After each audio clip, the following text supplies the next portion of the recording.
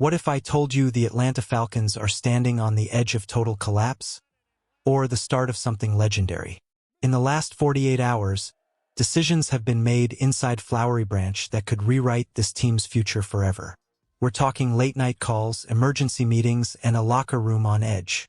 Falcons fans, buckle up, because this story isn't just about football. It's about survival, pride, and whether this franchise is built for glory or headed for heartbreak. Falcons Nation, we need to talk. What just happened has the entire NFL buzzing, and not in a good way. The front office has been forced into crisis mode, and the ripple effect is shaking every corner of this franchise. It all comes back to one brutal reality. The kicking game has collapsed. Young-Ho Koo's miss against Tampa Bay wasn't just a bad kick. It was a breaking point, a moment that cracked open a problem this team has been ignoring for far too long. For over a year, we've watched one of the league's most reliable legs slowly turn into a weakness. A weakness that has cost us points, cost us games, and now threatens to cost us our season.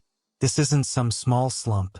This is a systematic breakdown at one of the most important positions in football. When you can't trust your kicker, every drive feels heavier, every decision more desperate, every mistake more costly. And the truth is, the Falcons gambled. They rolled the dice, hoping Koo would snap out of it, hoping things would fix themselves. But hope doesn't win football games. Execution does. Now, that gamble has backfired. What we're watching isn't just a kicker struggling. It's a franchise staring in the mirror, forced to admit the problem they tried to ignore has finally exploded. And here's the real story. This situation shows us everything about how this front office reacts under pressure. Do they have the guts to make the tough call? Or are they paralyzed by loyalty, stuck watching the season slip away one missed kick at a time? Falcons fans, I need you to weigh in right now. Do you still trust Young-Ho Koo to turn it around? Or is it time to make a move before it's too late? Drop your thoughts in the comments, because this could be the moment that decides whether our season survives or burns. Instead of throwing in the towel or making reckless choices, the Falcons front office did something that shocked me.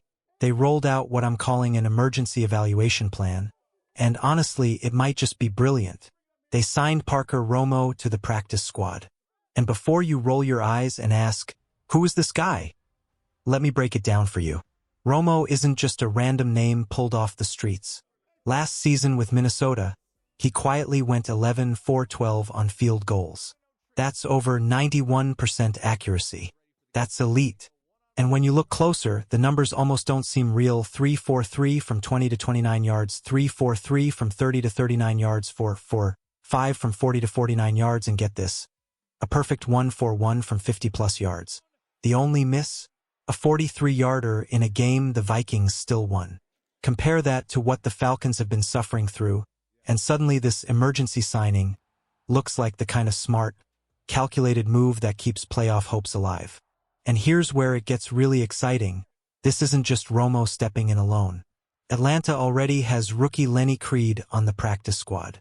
Add Koo still hanging on, and what we've got now is a three-way kicking battle. This isn't just about replacing a leg. This is about finding the one piece that could finally stabilize the entire team and maybe save the season. But while everyone's locked in on the kicker story, the real storm is happening on the coaching staff.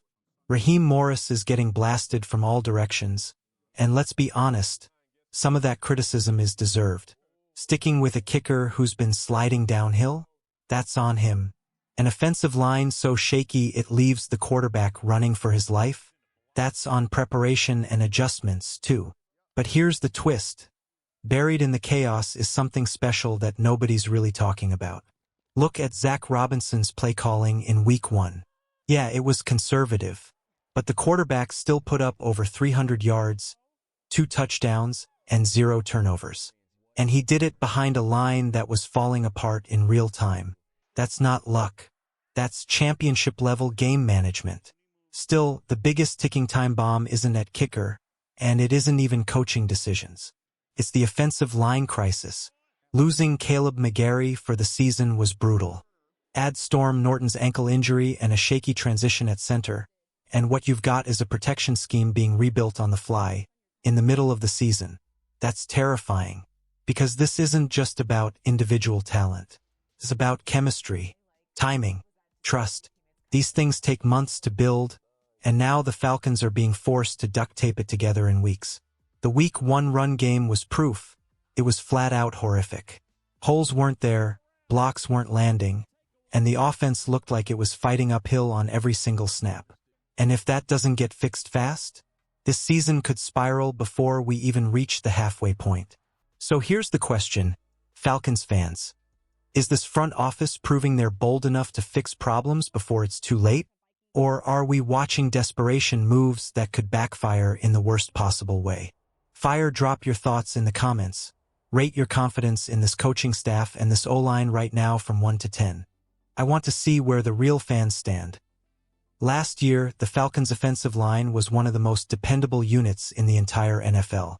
This year, it suddenly looks like a group of strangers who just met in the locker room 5 minutes before kickoff. That's how bad it's looked at times. But before you panic, here's the twist. I think this coaching staff might be hiding a plan that nobody's talking about yet. When Ryan Newsel stepped in at center, it didn't feel like a simple replacement. It felt like the start of something bigger, maybe even the foundation of a brand new offensive identity. Sometimes, football forces you into change. And sometimes, those changes turn out to be blessings in disguise. If this new-look line can come together quickly, it might not just survive the storm. It might transform into a more dynamic, more adaptable unit than what we had last season. And while the O-line is scrambling, there's one reason I still believe this season can be special. His name is Michael Penix Jr. What he did in Week 1 wasn't just good. It was the kind of performance that announces, "I'm here. I'm your franchise quarterback." Think about it, in just his 4th NFL start, with his line collapsing, his kicker missing, and his play caller under fire, Penix still delivered over 300 yards of offense, 2 touchdowns, and 0 turnovers. That's not luck. That's leadership. That's toughness. That's the exact mentality you need if you want to win championships. And credit where credit's due, the coaching staff deserves respect for how they're handling him. They're building protection schemes around his strengths.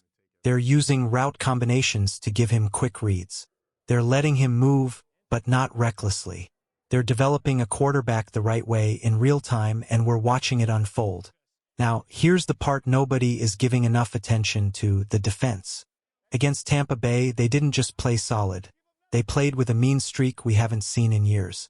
The pass rush attacked their offensive line like wolves hunting. The coverage was tight, making Tampa's receivers look ordinary. The run defense slammed the door shut, forcing them into one-dimensional football. This wasn't just a defensive showing. It was a statement. The Falcons' defense is back, and it's ready to carry this team when the offense stumbles. And if you combine that kind of defense with a rising star at quarterback, that's a formula for playoff football.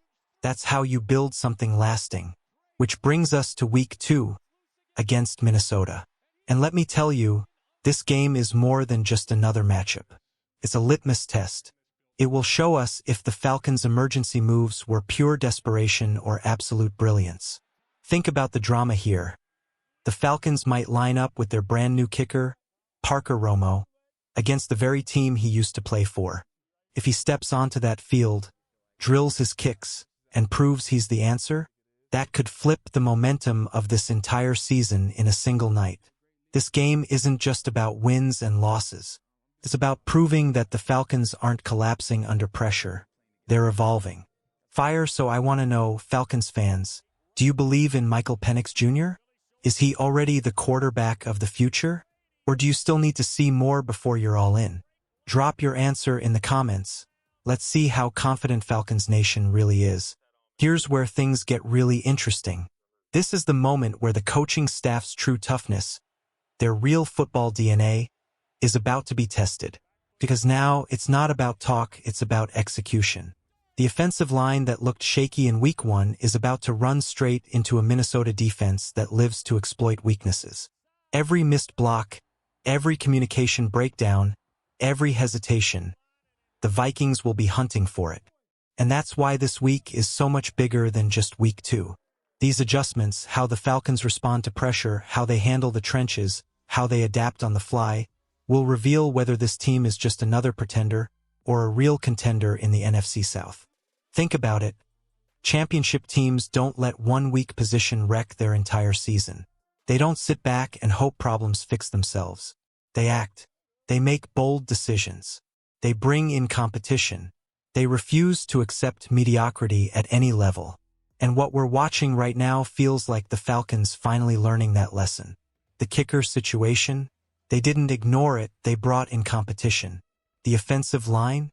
They're making tough calls, adjusting personnel, and demanding accountability. And at quarterback? They've got a rookie in Michael Penix Jr. who's already proving he can rise above chaos and perform under fire. That's why, believe it or not, I'm more optimistic now than I was after week 1. Because I see urgency. I see precision. I see a front office and a coaching staff that are no longer afraid to attack problems head-on instead of hiding from them. That's the DNA of a winning organization. Here's the bottom line. If the Falcons fix the line, if the kicking game stabilizes, and if Penix keeps developing the way he has, this team won't just be decent, they could be dangerous by mid-season. But if those same cracks stay open, we could be staring down another year of what-ifs and heartbreak. That's why Minnesota isn't just another game on the schedule. It's a turning point. This could be the moment that tells us whether the Falcons are finally breaking through, or if we're in for another season of disappointment. So I want to hear from you. Do you believe this team has what it takes to adapt under pressure and turn chaos into strength? Or are you bracing for another collapse? Drop your take in the comments. This is the week that could define everything.